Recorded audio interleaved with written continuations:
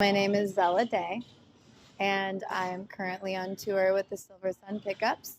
We are in Sacramento, and we've got one more show, which is going to be tomorrow in Reno. We were in Santa Cruz, and I'm out here supporting my new EP and my new single, Golden, and just made a record last year, and it feels so good to be on stage again. So I guess that's about me. Being in a liberal, free-thinking part of the country, I'd say. California has a lot to offer, um, both with people that live there. The music scene in LA right now is really good.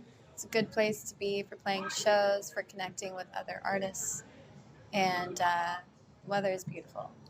As David Lynch would say, "Hello, LA.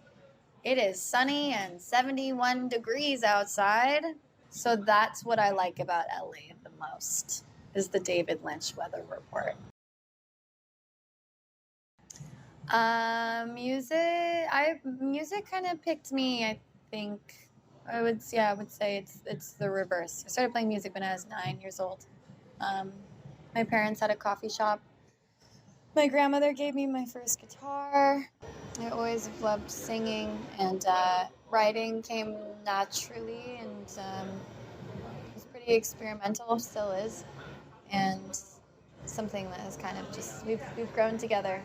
We're in a very committed relationship, have been for a long time. We're good to each other.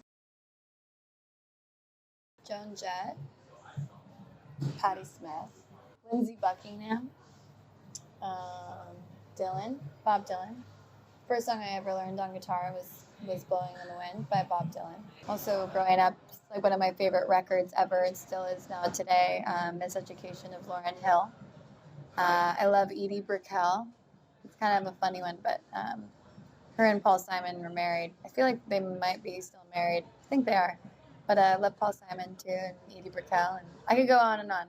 A lot of inspirations. Bunny. She's on the cover of my EP. Essentially, like, Bunny is the embodiment. It's sort of the character that I created that represents the Muse. It's like the direct relationship and channel that I share with, the music or whatever that flow is. That is, I'm so happy to have, or grateful to have access to it. Because it's not me. Like, I get to be a part of it. In some small way. I was really looking forward to being able to release music for the first time in quite a while, and it was heartbreaking to not be able to experience kind of what I had been manifesting and envisioning the release to be.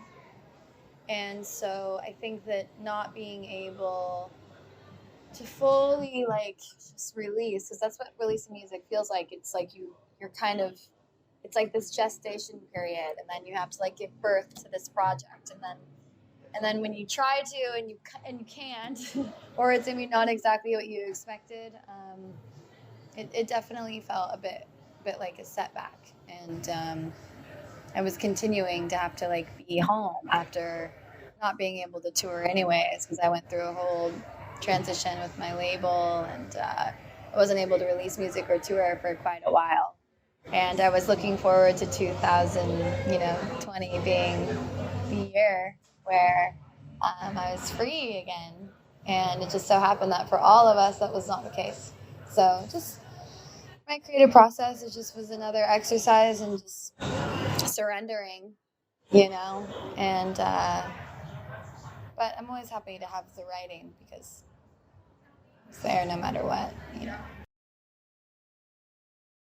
I mean, I signed my first deal, publishing and record deal, when I was 18 years old.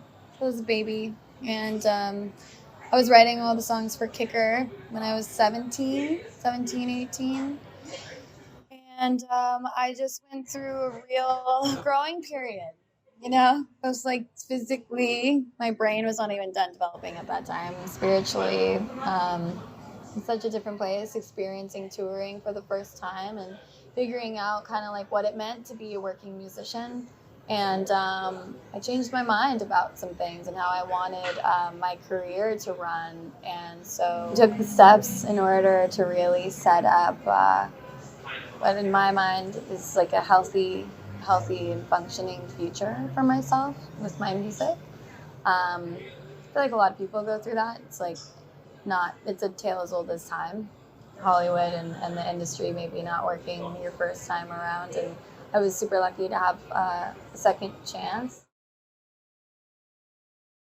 It's in and out. It's like in and out of being present in reality and then slipping into a different one. And the moments that I do that and slip into wherever where I forget where I'm at, it's when I enjoy it the most. And I've had little bits of that on tour so far.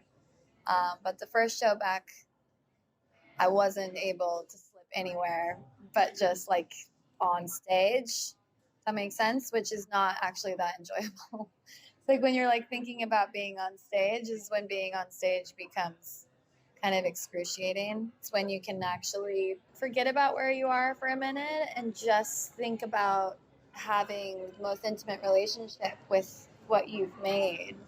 Because there's something so beautiful about having an uninterrupted, like physical space in which what you've created gets to live with you again.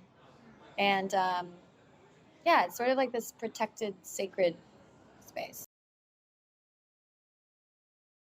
I enjoy being in a space where I get to like live inside music again, you know?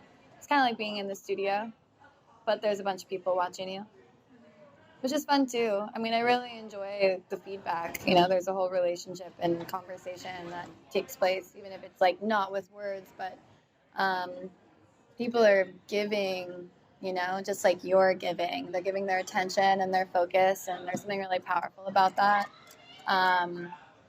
And yeah, it makes sort of these like irreplicable moments that we are all experiencing in real time together that we'll never have again, you know, which is really beautiful. So it's sort of this elevated sense of self, or this feeling that we are more than our bodies, and that's what music is.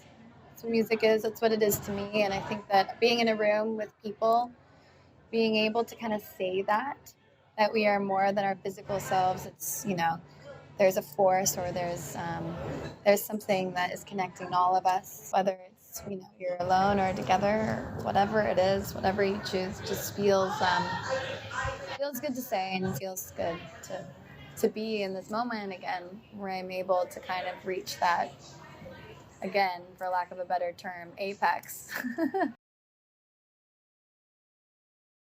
I don't want to take nothing from 2020. Let's like not take anything from that. Let's just feel like the lesson that we're still learning is like a greater responsibility for like the healing for each other. Like there's like a role that we're all playing, and some of us are really doing it and some of us are not. And I think that in some ways this pandemic has almost like be the change that you wish to see in the world, right?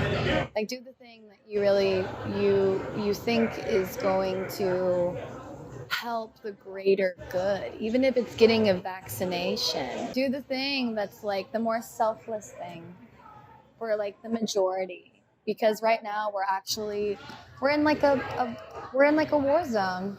Like we're in like this invisible war.